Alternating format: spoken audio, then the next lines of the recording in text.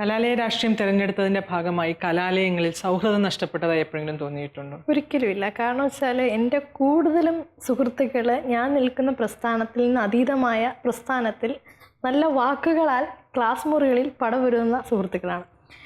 രാഷ്ട്രീയം എന്നും സൗഹൃദങ്ങൾ ഉണ്ടാക്കിയിട്ടേ ഉള്ളൂ. ക്യാമ്പസുകളിൽ നമ്മൾ ഒരു മുറിയിൽ 2 വാദങ്ങളുമായി മുന്നേറുമ്പോഴും അവിടെ വാദങ്ങൾ കൊണ്ട് തോൽപ്പിക്കുമ്പോഴും ഒരു ഇടവേളകളിൽ ക്യാമ്പസിൻ്റെ ക്യാൻറ്റീനിലേക്ക് പോകുമ്പോൾ ആ പാത്രത്തിലെ ഭക്ഷണം എടുത്ത് കഴിക്കാൻ ഇപ്പോഴും ആർക്കും മടിയില്ല. ഇവിടെ രാഷ്ട്രീയമല്ല, സൗഹൃദം വേറെ. സൗഹൃദങ്ങൾ ഇന്നുമുണ്ട്.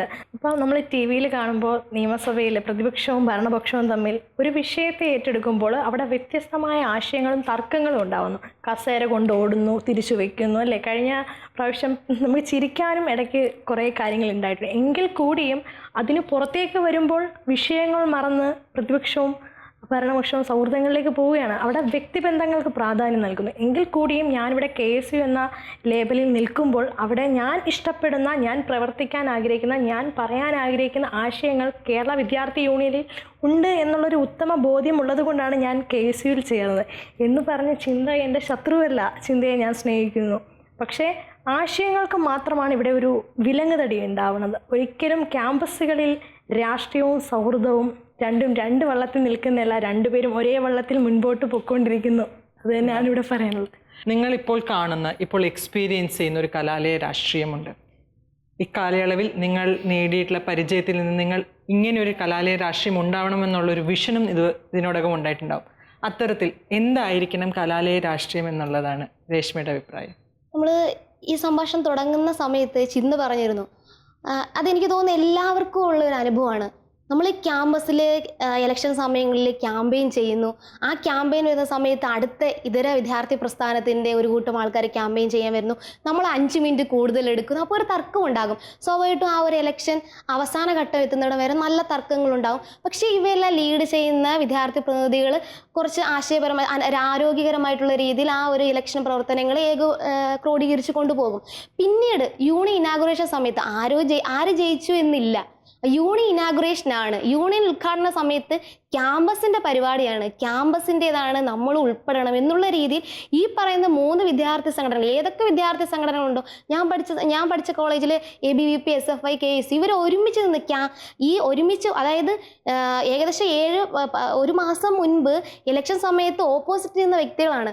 ഇവരൊക്കെ തന്നെ ഒരുമിച്ച് നിന്ന് കുട്ടികൾക്ക് മാതൃക കാണിച്ചു കൊടുക്കുന്ന രീതിയിലേക്ക് ഒരുമിച്ച് നിന്ന് ആ യൂണിയൻ്റെ ഇനാഗുറേഷൻ സമയത്ത് സന്തോഷിക്കുന്നു, കുട്ടികളോടൊപ്പം നിന്ന് പാട്ടുപാടുന്നു. അങ്ങനെ ആ ഒരു സന്തോഷകരമായ മുഹൂർത്തത്തെ നല്ല രീതിയിൽ കുട്ടികൾ തന്നെ ചോദിക്കും. കുട്ടികൾക്കൊരു എന്താ പറയുക, പ്രോത്സാഹനമാണ്, അല്ലെങ്കിൽ ഒരു ഉത്സാഹം കൂടും. ചേച്ചിമാർ ആ ഒരു സമയത്ത് അവർ ഭയങ്കര എന്താ പറയുക, രാഷ്ട്രീയപരമായിട്ട് അങ്ങോട്ടും ഇങ്ങോട്ടും വാദഗതികളാണ്, ഭയങ്കര ശക്തിയുക്തം. മീറ്റ് ദ കാൻഡിഡേറ്റ് പരിപാടിയിൽ അങ്ങോട്ടും ഇങ്ങോട്ടും വാദഗതികൾ ഉയർത്തി ഭയങ്കര ഘോരം പ്രസംഗിക്കുന്ന ആൾക്കാരായിരുന്നു. പക്ഷെ ഇവർ ഒരുമിച്ച് നിന്ന് ആ യൂണിയൻ ഇനാഗുറേഷൻ സമയത്ത് ഒരുമിച്ച് നിന്ന് കുട്ടികൾക്ക് മാതൃക കാണിക്കുന്ന രീതിയിലേക്ക് അവർക്കൊരു സന്തോഷമാണ്. അവരും നമ്മളോടൊപ്പം കൂടും. ആ രീതിയിൽ പരസ്പര ബഹുമാനത്തോടുകൂടി ഞാൻ നേരത്തെ സൂചിപ്പിച്ചതുപോലെ വിദ്യാർത്ഥി സംഘടനകളുടെ എല്ലാം ലക്ഷ്യം ഒന്നാണ്, വിദ്യാർത്ഥി സമൂഹത്തിൻ്റെ ഉന്നമനം. പക്ഷേ വ്യത്യസ്ത ആശയങ്ങളും വഴികളുമാണ്. പക്ഷെ ഇവയെല്ലാം എത്തിച്ചേരേണ്ടത്, അല്ലെങ്കിൽ അതിൻ്റെ അണികളെ നിയന്ത്രണ വിധേയമാക്കി കൊണ്ടുപോകേണ്ടത് അതിൻ്റെ നേതൃനിരയാണ്. അപ്പോൾ എന്തൊക്കെയാണ് പ്രശ്നങ്ങൾ എന്ന് കണ്ടെത്തിക്കൊണ്ട് ആ നേതൃനിര മുന്നോട്ട് നിയന്ത്രണ വിധേയമാക്കി പ്രശ്നങ്ങൾ ഉണ്ടാകുകയാണെങ്കിൽ ആ പ്രശ്നങ്ങളെ പരിഹരിച്ചുകൊണ്ട് മുന്നോട്ട് കൊണ്ടുപോകണം. ചിന്തകളിലൂടെ എങ്ങനെയാണ് ക്യാമ്പസ് രാഷ്ട്രീയം തെളിഞ്ഞു കാണുന്നത്? ഇന്നത്തെ കാലത്ത് എങ്ങനെയായിരിക്കണം ക്യാമ്പസ് രാഷ്ട്രീയം എന്നാണ് തോന്നുന്നത്? ഓരോ കാലഘട്ടത്തിൻ്റെ മാറ്റത്തിനനുസരിച്ച് ക്യാമ്പസ് രാഷ്ട്രീയത്തിനകത്ത് മാറ്റം സംഭവിക്കുകയാണ്. ഇവിടെ എല്ലാവരും പറഞ്ഞതുപോലെ 70കളിലെ ക്യാമ്പസ് അല്ല ഇന്ന് നമ്മുടെ ക്യാമ്പസുകളുടെ കാഴ്ചപ്പാട്, ക്യാമ്പസുകളുടെ രീതി, കുട്ടികളുടെ ടേസ്റ്റ്, അവരുടെ ആറ്റിറ്റ്യൂഡ്, ഇതിനകത്തെല്ലാം മാറ്റം സംഭവിച്ചിരിക്കുകയാണ്.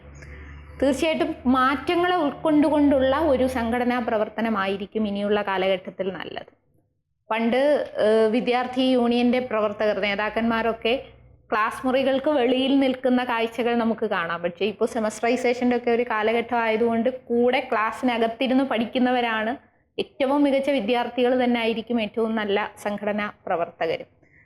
ഞാൻ കോളേജിൽ പഠിക്കുന്ന സമയത്താണ് ലിങ്ഡോ കമ്മീഷൻ റിപ്പോർട്ട് വരുന്നത്. അതിൻ്റെ ഭാഗമായിട്ടാണ് അറ്റൻഡൻസ് 75% എല്ലാ വിഷയവും പാസ്സായിരിക്കണം. അങ്ങനെയുള്ളവർക്ക് മാത്രമേ യൂണിയൻ തെരഞ്ഞെടുപ്പുകളിൽ മത്സരിക്കാൻ കഴിയൂ. അത് വന്നതിന് ശേഷം കുറച്ചുകൂടി ഗൗരവമായി വിദ്യാഭ്യാസ സിലബസിനെ കുറച്ചുകൂടി ഗൗരവമായി പഠനത്തെ കണ്ടുകൊണ്ട് തന്നെയാണ് വിദ്യാർത്ഥി യൂണിയൻ പ്രവർത്തകരൊക്കെ മുമ്പോട്ട് പോയിട്ടുള്ളത്. തീർച്ചയായും അതിൻ്റെ ഒരു തുടർച്ച തന്നെ ആയിരിക്കും ഇനിയുള്ള കാലഘട്ടങ്ങളിലും വരാൻ പോകുന്നത്. ഒരിക്കലും ക്യാമ്പസുകൾ നിശബ്ദമാകാൻ പാടില്ല. എഗ്രി ടു ഡിസഗ്രി എന്നതാണ് നമ്മൾ പറയുന്നത്. റൈറ്റ് ടു ഡിസെൻറ്റ് എപ്പോഴും വേണം. അത് തന്നെയാണ് രേഷ്മയും സ്നേഹയും സുഹൈലയും എല്ലാം പറഞ്ഞത്. ഒരിക്കലും ഏതെങ്കിലും വ്യക്തികളുടെയോ ഏതെങ്കിലും ആശയത്തിൻ്റെയോ കുത്തകയാകാൻ പാടില്ല ക്യാമ്പസുകൾ. ക്യാമ്പസുകൾ വ്യത്യസ്തമായ അഭിപ്രായങ്ങളുടെ, ആശയ സംവാദങ്ങളുടെ, തീപാറുന്ന ചർച്ചകളുടെ ഒക്കെ ആശയ സംവാദങ്ങൾ സംഭവിച്ചുകൊണ്ടേയിരിക്കണം. അതിൽ നിന്നും തെളിമയാർന്ന ആശയം ഉയർന്നു വരികയും ആ തെളിമയാർന്ന ആശയത്തിനോടൊപ്പം ഭൂരിപക്ഷം വിദ്യാർത്ഥികളും അണിചേരുകയും ചെയ്യുന്ന വളരെ സമത്വസുന്ദരമായ, തൊട്ടടുത്തിരിക്കുന്നവൻ്റെ ശബ്ദം സംഗീതം പോലെ കേൾക്കാൻ കഴിയുന്ന ഒരു കാലം അതായിരിക്കണം ക്യാമ്പസുകൾ സമ്മാനിക്കേണ്ടത് എന്നാണ് തോന്നുന്നത്. മാറുന്ന കലാലയ രാഷ്ട്രീയത്തിൻ്റെ നേർക്കാഴ്ച നമ്മളുമായി പങ്കുവച്ച ചിന്തയ്ക്കും സ്നേഹിക്കും സുഹൈലയ്ക്കും രേഷ്മയ്ക്കും ഒത്തിരി നന്ദി.